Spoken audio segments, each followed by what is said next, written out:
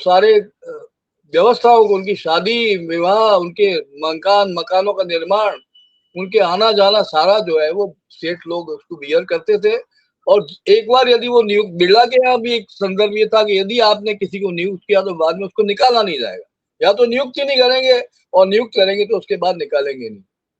जब मैंने ज्वाइन किया था वहां कलकत्ता की एक फर्म में, तो वहां के जो मैनेजिंग डायरेक्टर थे या मालिक थे, उन्होंने कहा साहब आपको नौकरी लेने के लिए केवल हमें एक ही आपसे शर्त आपने लेनी है, मंजूर करानी। मैंने कहा क्या है वो?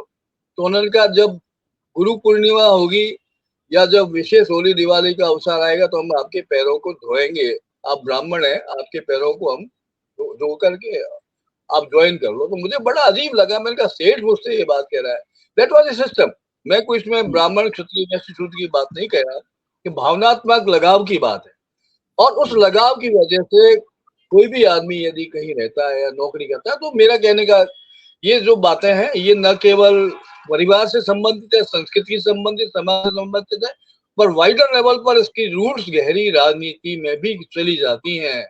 और इसका प्रभाव ये जो रूट्स मारवाड़ी समाज ने जो वहां स्थापित किया है, अब बड़ा बाजार देखिए, बड़ा बाजार is almost Rajasthan, it is almost A part of, इससे जी ऐसा जी लगा कि जैसे आप राजस्थान में आ गए। कई बार जाना वहां हुआ है, बिल्कुल बिल्कुल। किसी भी छोटे छोटे परिवार, राजस्थानी परिवार से बात करिए, वो आपको सीधा खाने पर आमंत्रित करेगा, घर ले जाएगा, घर से मिलाएगा। वहां meeting a man means to meeting a family, and to meeting a family means meeting a community. तो ये सारी जो बात है, इस बार विशेष रूप से कलकत्ता के चुनाव में, वेस्ट बंगाल के चुनाव में, एक व्यक्ति ने नहीं, एक परिवार में नहीं, एक कम्युनिटी ने पूरी तरह से मिलकर के इसमें योगदान दिया है। और जिन नामों का आप उल्लेख करेंगे या जिनका हम उल्लेख करना चाहेंगे, उसमें विशेष रूप से हमारे जो अभी के जो पिछले 20-25 वर्षों के जो नेता डेवलप हुए हैं, राजेंद्र सिंह राठौड़ को मैं तो मैं जानता हूँ, जब यूनिवर्सिटी में वो नेतागिरी से शुरू की थी, तो उस समय मैं विश्वविद्यालय में था और मैं राजस्थान विश्वविद्यालय का पीआरओ भी था। तो ये लोग बहुत सरलता से, सीधे तरीके से डेवलप हुए हैं। और जहां तक मेरा अपना नॉलेज है, अनुभव है, उनसे रिलेशनशिप की बात है, ये क्लीन चिट लेकर के डेवलपमेंट इनका हो रहा है। कहीं किसी प्रकार से भ्रष्टाचार के, भैरव सिंह जी के पैरेलल काम किया राजेंद्र सिंह राठौड़, ये कम बात नहीं है। But they have been considered to be very salient, very effective, very political strong and polite leaders, जिनका मास ओरिएंटेशन से लगाव है और बोलचाल की भाषा। अभी भी वसुंधरा पूरा डिपेंडेंट वसुंधरा राजेंद्र राठौड़ करती है। और मैं तो ये दावा नहीं करता, किंतु मुझे लगता है कि यदि आने वाले समय में कोई बदलाव आया राजस्थान के स्ट्रक्चर में, तो राजेंद्र राठौड़ की बहुत महत्वपूर्ण भूमिका होगी। मैं अभी आपको ये बात लिख के कह रहा हूँ। इसी प्रकार गजेंद्र सिंह सोलंकी या दूसरे लोग जो काम कर रहे हैं राजस्थान के सारे, ये आपके वैष्णव की आप बात सुनिए, आज चाहे रेलवे हो, चाहे साइंस हो, चाहे दूसरी चीजें हो, चाहे आप देखिए वार के मामले में, यानी अब एक नया सेक्टर है जो हथियार बनाने में लगा हुआ है, उसमें भी अब देखिए धीरे धीरे चीजें बदल रही। तो मेरा मतलब ये है कि इस पॉलिटिकल सिस्टम में जो परिवर्तन हुआ है, बदलाव आया है, जो समय परक है, नीति परक है, और इसका बहुत आगे दूर जाना चाहिए, सोचना चाहिए। I think it's the most consolidated factor जहां से हम इस यात्रा को शुरू कर रहे हैं, इस महापर्व को शुरू कर रहे हैं। और इस विजय यात्रा का श्रेय राजस्थान को भी जाता है, इसमें दो राय नहीं। बिल्कुल, और क्योंकि एक विशेष परिस्थिति का भी एक निर्माण यूं हुआ है कि कई मतलब कल जब गणना हो रही थी तो कई बार ऐसा लग रहा था कि शायद टीएमसी तो हार जाएगी, लेकिन जो है वो ममता दीदी जीत जाएंगी। तो इस परिवर्तन को बदलने में, मतलब ये परिस्थिति को बदलने में, जैसा कि सुरेंद्र अधिकारी खुद कह रहे हैं कि बहुत ही महत्वपूर्ण जो भूमिका निभाई है राजस्थान के आए हुए नेताओं ने। और हाँ, तो यही है, मैं कह रहा था कि भाई ये एक विशेष परिस्थिति कल निर्माण, कल दोपहर तक ऐसा हो रहा था कि टीएमसी को चुनाव हार जाएगी लेकिन ममता दीदी जीत जाएंगी, तो वो एक विशेष तरह की परिस्थिति बनती। तो जी उस परिस्थिति को बदलने में मुख्य रूप एक तो एसआईआर ने जितने भी झूठे वहां पे थे उनको साफ किया, एक कारण ये है। और उसके जी बाद में जो डरे हुए लोग थे इस क्षेत्र में, जैसा कि सुरेंद्र अधिकारी ने खुद इस बात को रेखांकित किया है, राजस्थान के नेताओं का उन्होंने धन्यवाद किया है और वोटर्स का भी, मतदाताओं का भी धन्यवाद किया है कि उन्होंने डर से बाहर निकल के और सबके साथ मिलके एक परिवर्तन के लिए मतदान किया है, जिससे ये परिवर्तन, जिसके प्रभाव दूरगामी हो सकते हैं, उस पे तो हम्म कई बार बात करनी पड़ेगी, क्योंकि अगले 5-10 दिन में किस तरह के परिवर्तन सामने आते हैं। तो हम्म। आपका उसके बारे में क्या आकलन हो सकता है भाई साहब, जो समीप के परिवर्तन हैं? क्योंकि ममता दीदी सत्ता से बाहर हैं, तो वो काफ़ी जो है वो रोज़ नया-नया कुछ न कुछ करतब करेंगी, जैसे कि उनकी आदत है। लेकिन एक बात ये भी है कि टीएमसी के जो लोग हैं, उनके बहुत सारे मामले सामने आ चुके हैं। तो इस पे आपका एक छोटा-सा क्या आकलन है भाई साहब? मेरे ख्याल में तो स्ट्रेट फॉरवर्ड बात ये आती है कि जो कंट्राडिक्शंस हैं, जो विरोधाभास हैं, जो समस्याएं हैं, जो आतंकवाद है, जो पॉलिटिकल मैन्योरिंग है, जो सारी दुर्भावना है, और जिस हुँ, तरह से एक तरफा तरीके से सारे निर्णायक तरीके से सब कुछ हो रहा था, और हुँ। It was almost most corrupt and most कहना चाहिए वायलेंट, कि most violent. Alienated political structure Mamata ने खड़ा कर दिया था, जो डायरेक्टली इनडायरेक्टली डेमोक्रेसी की बजाय आतंकवाद पर आश्रित था, करप्शन पर जी, आश्रित था, गुंडागर्दी पर आश्रित था, और इसका सीधा सपाट और डायरेक्ट जवाब जो है वो इस इलेक्शन ने दिया है।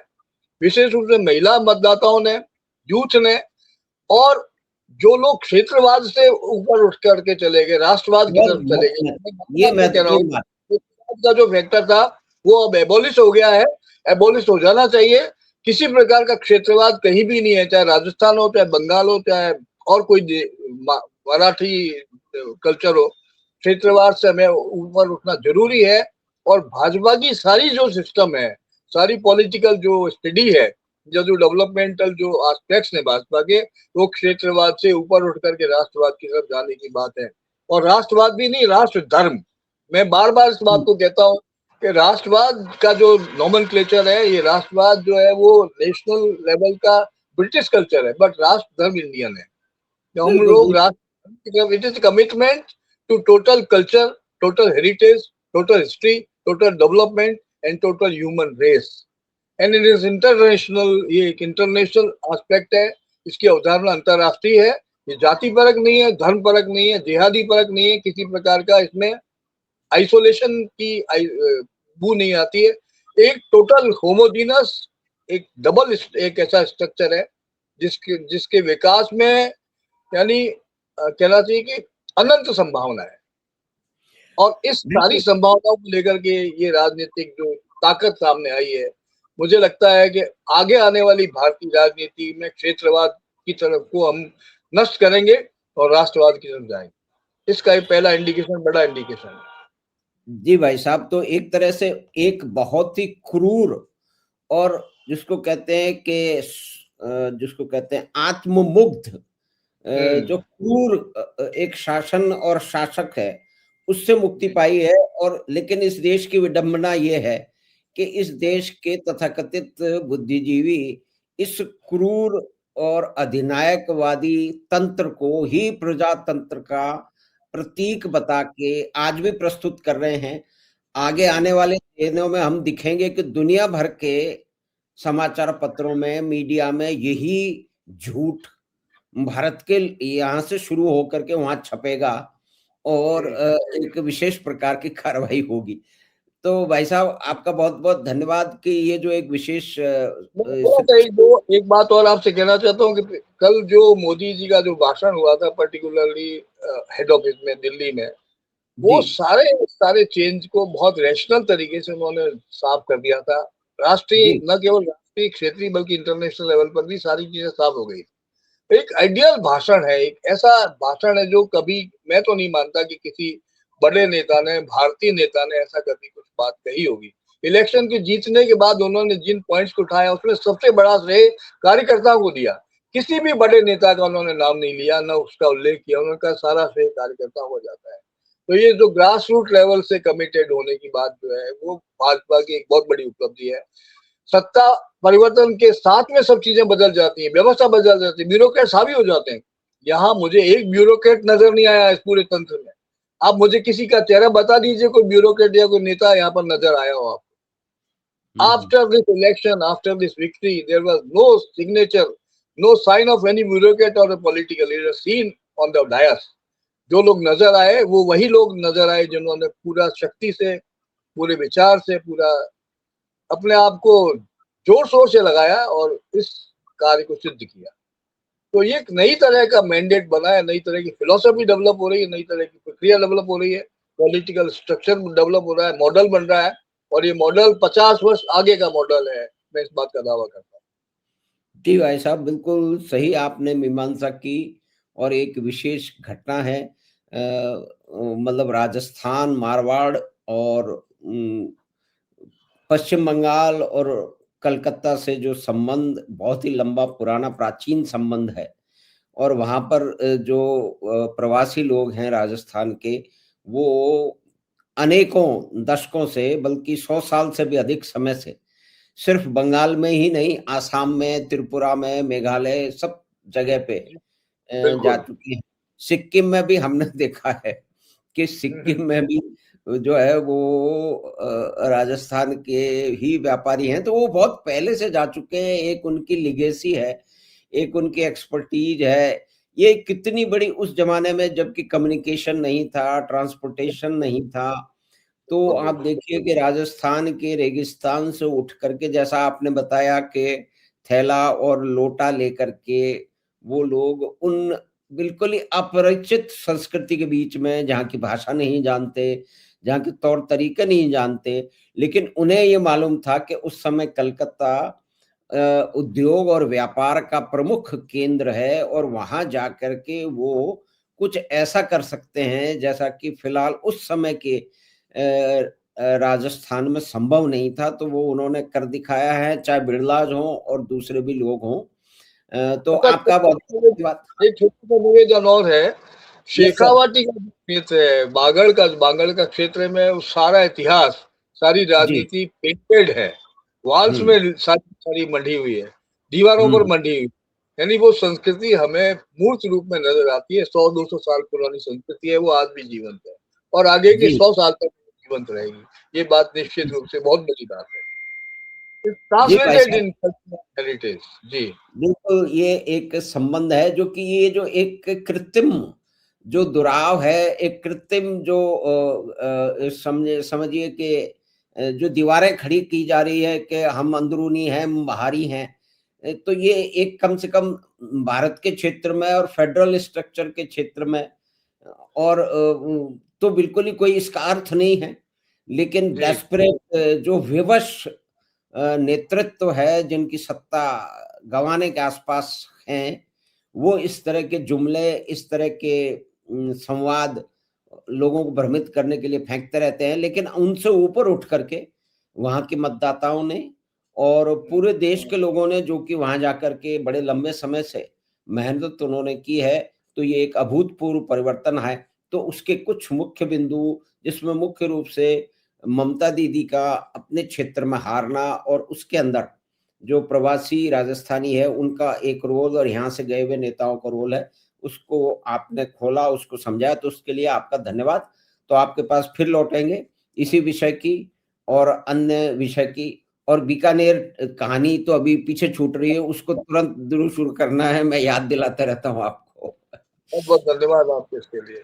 आपका बहुत बहुत धन्यवाद।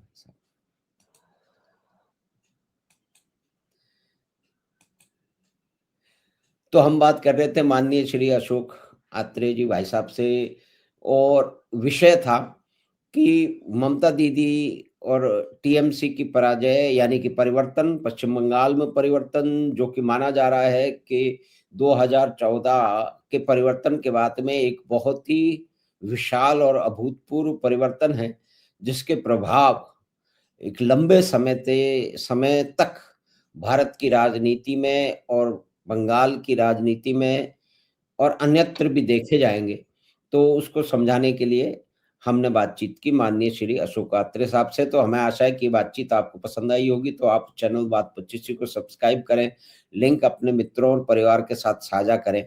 हम आपसे फिर मिलेंगे बात 25 की अगली बात में। धन्यवाद, नमस्कार।